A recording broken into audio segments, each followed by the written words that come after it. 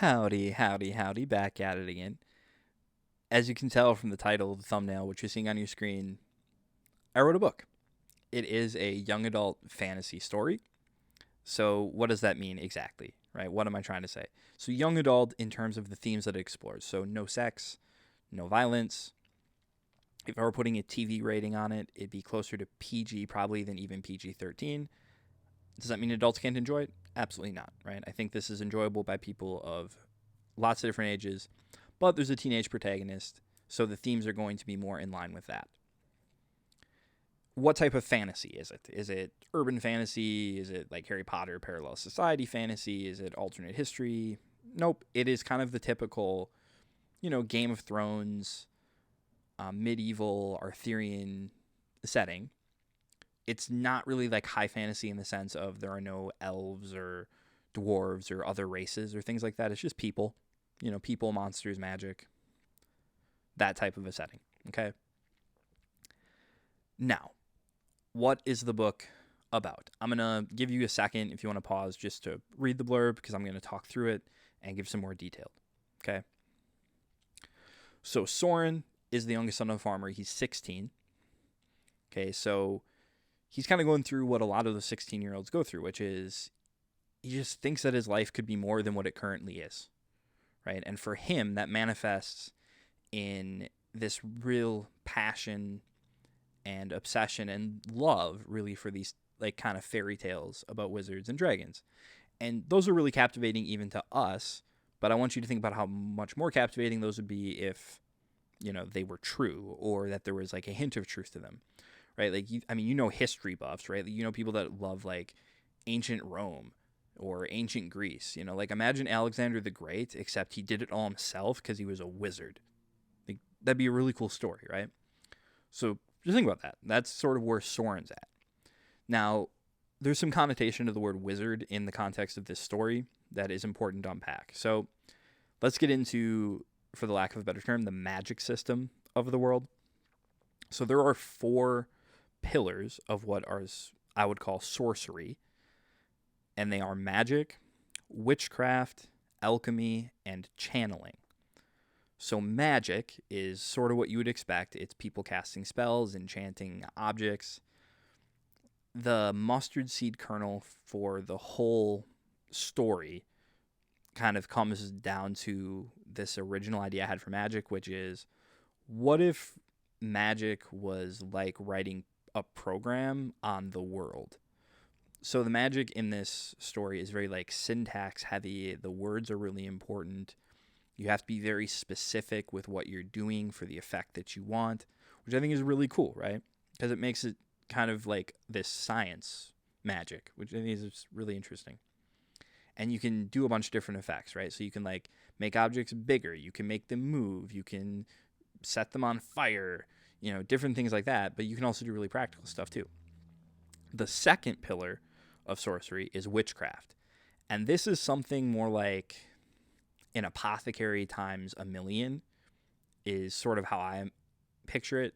Yes, you can do more fantastical things like potions that maybe could help you breathe underwater or something like that. But for the most part, this is just going to be, hey, here's a salve that's going to heal a burn or a rash way more quickly than anything in our world could. Or here's something you can drink that's going to genuinely enhance cognitive function, to the extent where your memory is ridiculously enhanced. The third pillar is going to be alchemy, which is not just like lead to gold. It's one substance into another substance. So that could be like sand into gold coins or, maybe really extremely changing something inedible into a food, like a rock into a loaf of bread or something like that. And then the fourth pillar is what I call channeling. And that is you're forming like a magical connection between yourself and usually an animal. And then you can take on characteristics of that animal.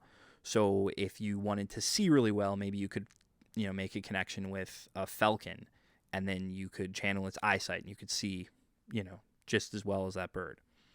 Or if you wanted, the strength of a bear, you'd form the connection with a bear, and then you could channel that strength of a bear, which obviously could be really useful.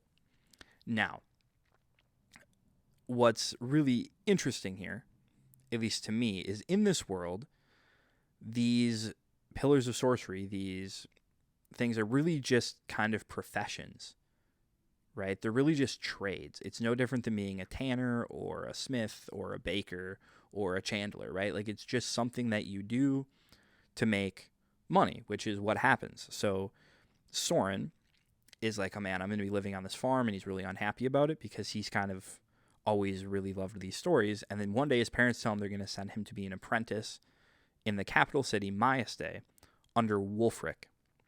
So apprentices in sorcery are what's called zealots. That's where that word in the title comes from. So he's going to be a zealot and study magic under Wulfric. Right, but when he gets there, what he realizes is two things. One, magic is a lot smaller than he thinks, or than what it is in his stories and his tales, because Wulfric's more doing stuff like, hey, I can enchant this piece of wood to make it resist rotting, or I can enchant this iron to make it resist rust, which obviously, in a practical standpoint, is really, really useful, but it's a far cry from, like, fighting an army, which is maybe more what Soren has in mind. And the other thing he realizes is that Wulfric is very different than the wizened old sorcerers that he's used to reading about, because Wulfric is only about 30. He's very full of himself, and he has this passion for uncovering, like, what he considers to be lost secrets. So where Soren looks back and he goes, man, magic isn't what it used to be, Wulfric goes, you're right. It's not like it is in your stories, but that's because we lost that knowledge somewhere. So Wulfric's really obsessed with finding that. And that obsession is what's going to drive the main conflict of the book. I won't tell you how, because I want you to be surprised if you read it. But that's going to be kind of the main driver for conflict. And so Soren is going to end up in a spot where he doesn't really know much magic yet, but he's going to take it upon himself to try to rectify the situation, along with, and you see this word, the help of the distractingly beautiful Bridget Abbott. Bridget is someone who is a friend of Wulfric's, or rather her father is a friend of Wulfric's. She's a little older than Soren. She's 19, because, you can't really be, what is a crush if she's not older and cooler and all this? So she's smart, she's capable, she's intelligent, she's kind of saucy in the kind of sarcastic kind of a way. And they do have this dynamic that I think is really interesting because, again, at 16, man, there's always that one girl or that one guy that you just, man, I'm around him, I can't focus. Now, does that mean that this is a romance story? No. That is very much a subplot. That is not the driver of the conflict, is not the driver of the character development. It is something to help him in the other aspects, right? There's real development Soren has to do, and this relationship he has with Bridget, or this crush he has on Bridget, is part of it, but it is not the driver of his character or of the story. This is not a romance story. I want to make that totally clear, because I think a lot of books get sort of paraded as fantasy, and then they really end up being romance books, even in the YA genre. They'll be like, this is a no spice, young adult, romantasy, blah, blah, blah, blah, blah, and that's not what this book is. This is not Stephanie needs to choose between her best friend that she's grown up with and the dark vampire prince of the other country. Like, it's not what this book is. Okay, it's very much not the driver. So what are the themes of this book? If it's not like this romance idea, what are the themes of this book? Well, it is very much a coming-of-age story. It's about self-determination. It's about defining success. It's about chasing dreams. It's about overcoming obstacles and trying to do the right thing, right? So it's all those things that you have to navigate as a young person, and Soren has to do that too, except his circumstances are quite a bit more complicated, right? And I think you might be surprised at the way he comes to these answers and what these answers are and what he realizes about what he really wants out of life.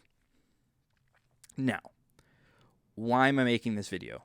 Number one, I'm making this video because I want people to know about this book, because I've worked very hard on it and I love it. And I really do. I love it. It's so near and dear to me.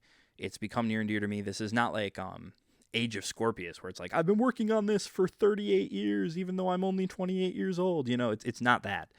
It's not like this book I've been living with since I was a teenager or 12 or whatever. It's just something that I had an idea for, and I started writing it, and I just grew to love the world and the characters and the story. And I just want to share it with people because I want people to know it's out there. And this is the biggest platform I have to do that. The second reason, kind of related to the first reason, is this book launches on May 29th. That is in 50 days. Okay? That is my birthday. I'm giving it, like a birthday to myself is releasing this. What that means is I'm looking for ARC readers. So an ARC is an advanced review copy. So I'm going to put together a Google form that I will link in a pinned comment. That's going to be sort of an application to be an ARC reader. So what that would entail is you would fill this out. I would send you a copy, ebook to a Kindle, and you would, in return for receiving a free copy of this book, just leave a review on the book before or by May 29th, right? So you'd have 50 days to read the book. It's not a super long book. It's about the length of the first Harry Potter, so it's not a super long book. It's more than enough time to read it. You would read it, leave a review, just an honest review, right? Honest, kind of detailed review. And you would help me out, because then when people discover it, they'd go, okay, cool. I can read this review, and then they maybe are more likely to click on it and buy it.